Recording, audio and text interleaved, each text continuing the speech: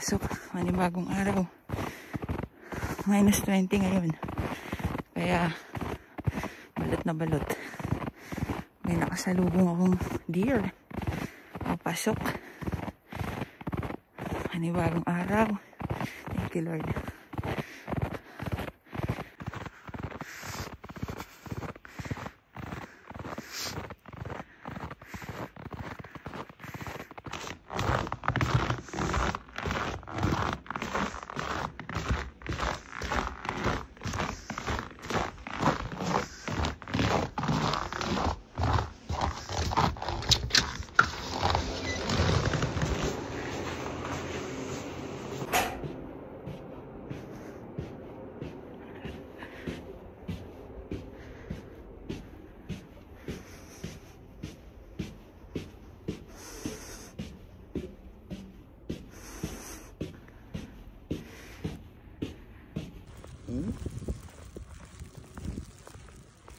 Tatapon tayong basura habang nag-i-snow.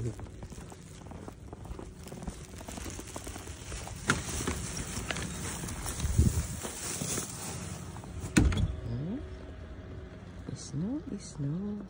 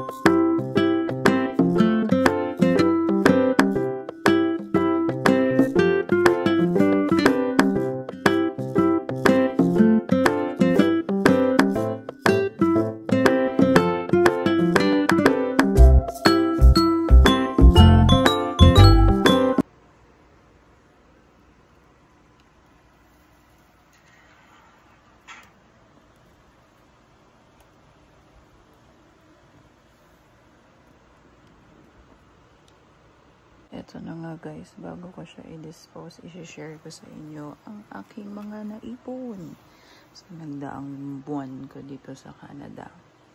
Ayan, inorganize ko siya according sa pinuntahan ko. At ang aking naipon ay tama po, resibo. Nangunguna ang Walmart. And then, Dollar Tree. Sa Walmart ako namimili kadalasan ng mga groceries. Kaya sobrang dami. Itatali natin yan. And then, Dollar Tree naman yung mga snacks, chocolates, mura dyan. Mga inumin. Marami rin dito sa Canadian Superstore kung saan mura ang itlog. Yan. So, alam na alam ang mga pinupuntahan. Walmart, grocery, Canadian Superstore, eggs, marami ring fish dyan. And then, nakalipon din ako ng resibo sa Giant Tiger. Dito, mura yung mga pillowcases. Yan, tulad ng mga ganyang pillowcase. Giant Tiger, kaya nabili. Pajama, mura yan. And then, meron ding Safeway. Yan. Dollarama or Dollar Tree. Dami. Ito naman, Plato's. Plato's is thrift shop. Parang ukay-ukay. Yan. And then, meron din dito, Co-op. Another grocery. Sa Erickson. Minsan nagsisale dyan. Pero, kadalasan mahal dyan. Kaya bihira akong bumili dyan. And then, nung naglipawa ako, meron din resibo ng Fresh Mart. Resibo ko nung nag-Winnipeg ako sa may Asian store. Sobrang mura guys. Oh. Minsan ko lang yan mapuntahan. Kaya ang dami kong nabili. But still, magkano lang ang total.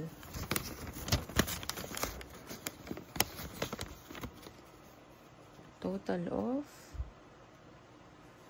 bill reveal 124. Ilang items din yan. Dami. Bath and Body pag nagsisale. Ano ba binili ko dito? Oh, sale. Scented candle. And then, ito. Jollibee nung nag-Winnipeg ko. At ito, halo-halo mga kinainan. Lola's Bakery sa Nipawa. Saan ako nakakabili ng pandesal. And then,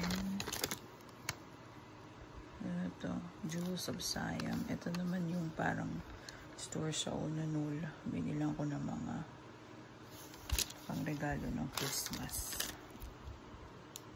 Ayan. Halo-halo na ito. Mga kinainan.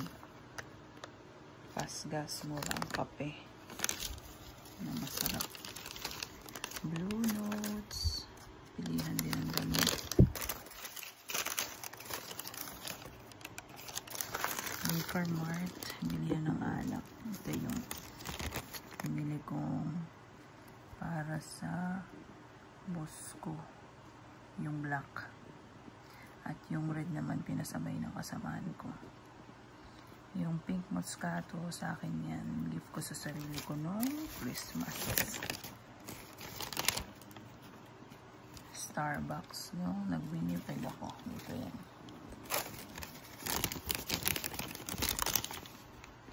KFC. Oh, yan ang presyo ng KFC dito. May isang buffet sa Mendoza yung Sansan. Yan. Ang price niya. Sarap din dyan. Pero konti lang pagpipilian. Ito pa yung isang buffet naman sa Brandon. Oh, konti lang diferensya. Pero ito ang dami pagpipilian sa list. Mas marami kasi dun sa Sansan. Ito naman yung favorite kong kainan sa mall sa Brandon. No, yan. Yan ang ating naipon sa ilang buwan natin dito sa Canada. Ngayon, itatali ko to. Hindi ko kayo ng computation.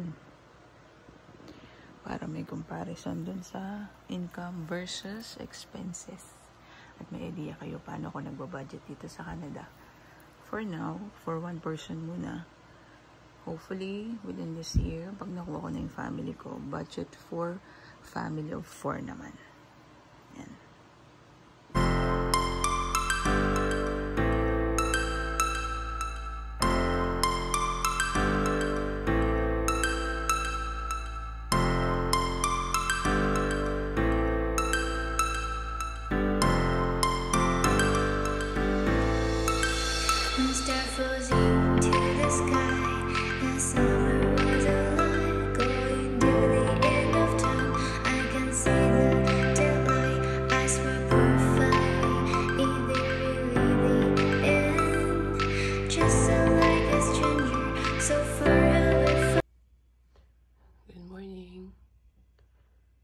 Tagal din akong hindi nakapag-vlog kasi nagkaroon ako ng flu. So, ngayon rest day ko. Pakita ko lang sa inyo yung aking humble space here. So, ayun na nga. Nagka-flu ako. Medyo ano pa nga yung boses ko eh. Pero grabe yung ubot sipon. Kaya, pero pumapasok pa rin ako. Hindi na ako masyadong nakakapag-vlog. So, ayan ang panahon ngayon. Winter pa rin. May snow pa rin dito sa Manitoba.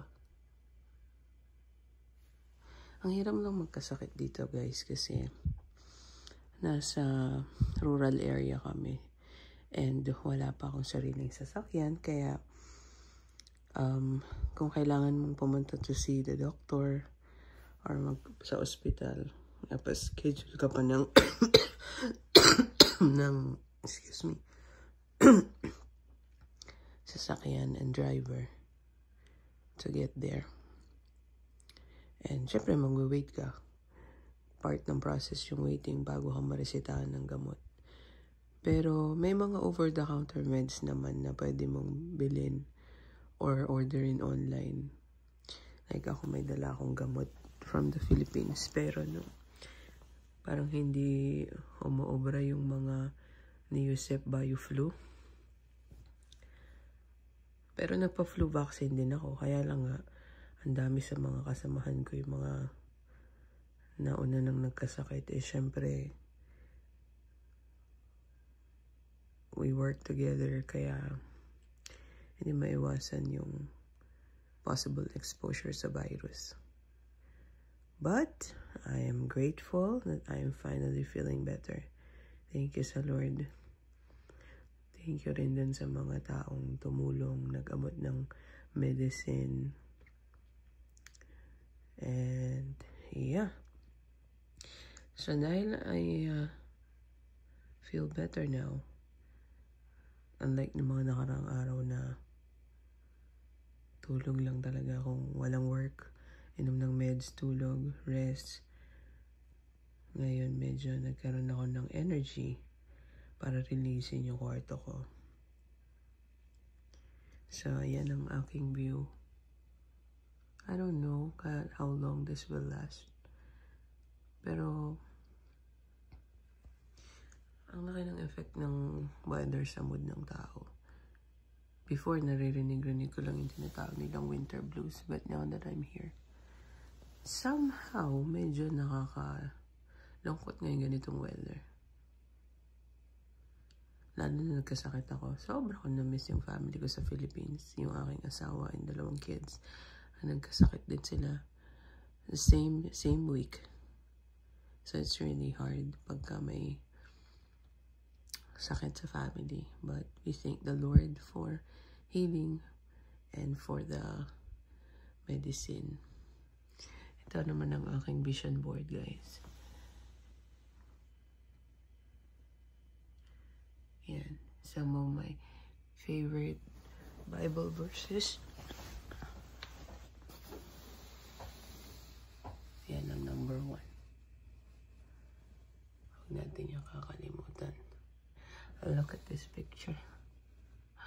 20 plus years ago, asawa ko at ako sa Baguio.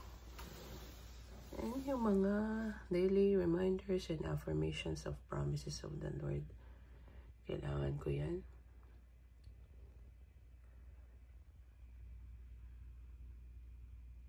Your time, Lord. Ikaw nang bahala sa aming PR application so I can get my family here. This is my papa. Yan.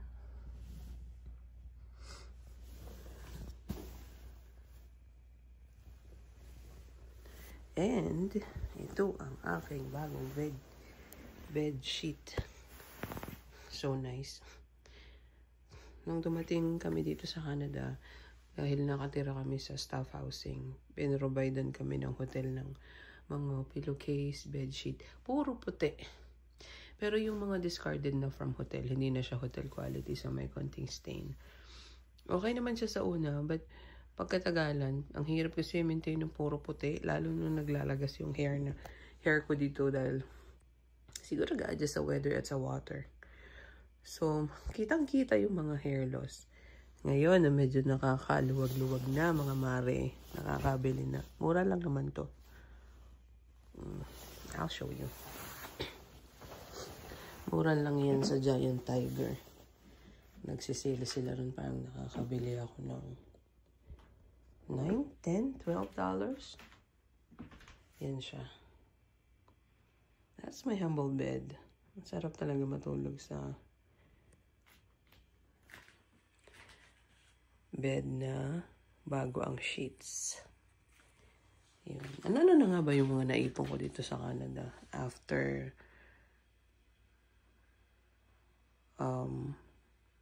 7 months. Yan ang ating pagkukwentuhan ngayon. Yan. Nilinis ko rin yung storage ko where I put all my jackets. So, pakikita ko sa inyo. Ano-ano na yung mga naipon ko. Nakaipon na ako ng ilang pirasong bedsheet and lots of pillowcases na sale. Charan! Kaipon na rin ng ilang mga winter jacket. I think nung dumating ako ng Canada, wala akong winter jacket na dala because summertime yun. And my friend ako from Calgary, shout out to paring Nolan and his wife and their family. Yan. Pinadalan ako ng jacket. And yung iba bigay. Ito bigay ni Ate Lehiaf and Kuya Joel from Nipawa. Thank you po. Ito, I bought it. Yan. Mga bigay. And also mga warmers. Bigay din yan. Ito naman mga sweatshirts. I bought it nung dumating ako. Pero di naman mamahalin. Sa mga thrift store lang to guys. Like, ito. Ito. The North Face. Oh. And then, Polo. All original. Pero hindi pa ako brand conscious. Sa thrift store lang yan. Under Armour. Aeropostale. Yung uniform ko. Yan. So, huwag na natin tignan yung laundry.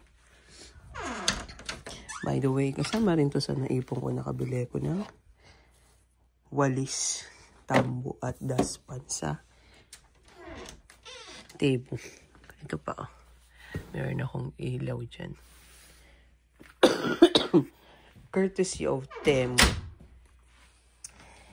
And ito naman ang mga ipon ko from Walmart. Itong cabinet na to. Mga damit-damit. This is also from Temu.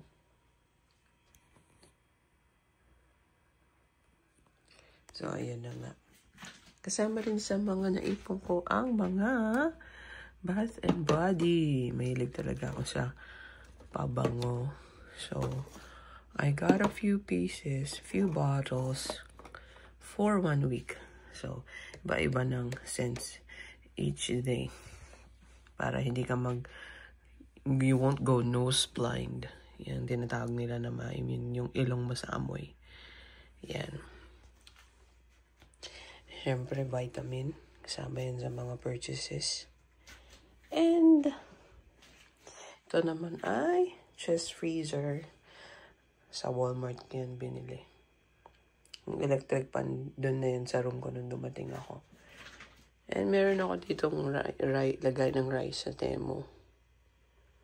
Yan. Lagay ng tubig also from Temu.